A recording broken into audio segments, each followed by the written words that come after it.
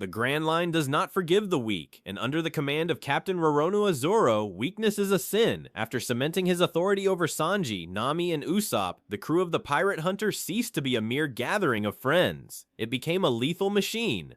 Zoro's philosophy is simple: grow stronger or perish in the dark. But as the ship sailed deeper into the treacherous waters of the first half of the Grand Line itself began to test the limits of this new iron-fisted leadership. To survive the upcoming storms and the relentless pursuit of the world government, Zoro didn't just need loyal followers, he needed specialized weapons.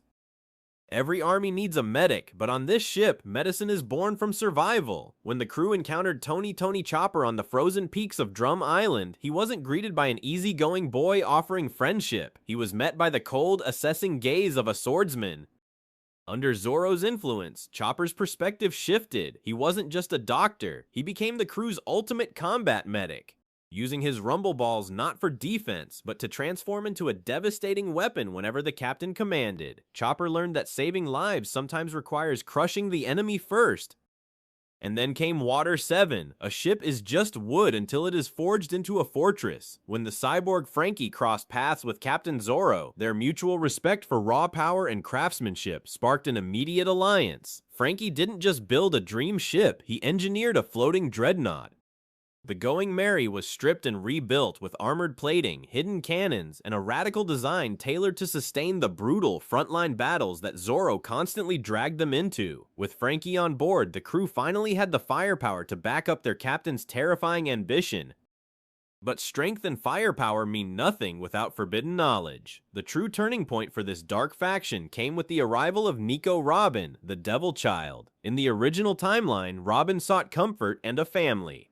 But under Captain Zoro, she found something entirely different: a shield. Zoro does not care about the history of the world, nor does he fear the wrath of the Gorosei. He recognized Robin for what she truly was, the ultimate strategic asset against the world government. In return for his absolute protection, Robin became the cold intellect of the crew.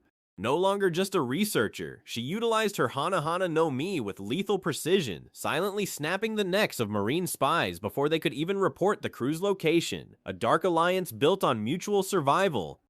With Franky's Iron Fortress, Robin's forbidden knowledge, and the combined Haki of Zoro and Sanji, the world government began to view this rogue crew as an existential threat. The Marines labeled them the Executioner Pirates.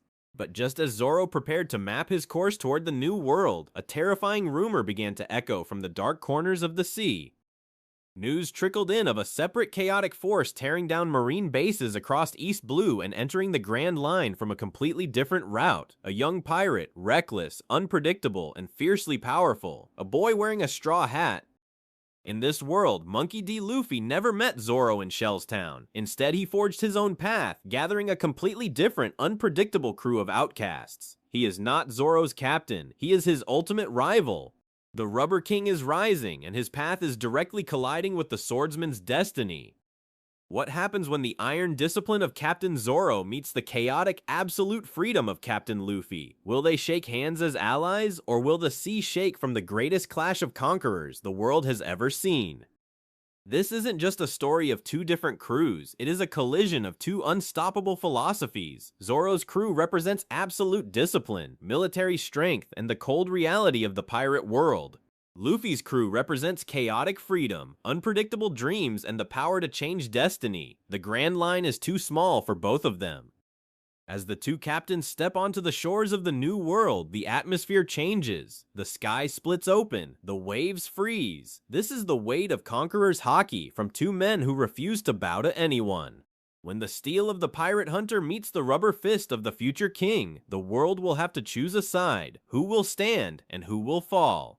Don't forget to smash that like button, comment below with your theories on who would win the final fight, and subscribe to Aniversal so you never miss the next massive theory. Also, make sure to watch the previous video of this What If Zoro Was Captain series to see how it all started.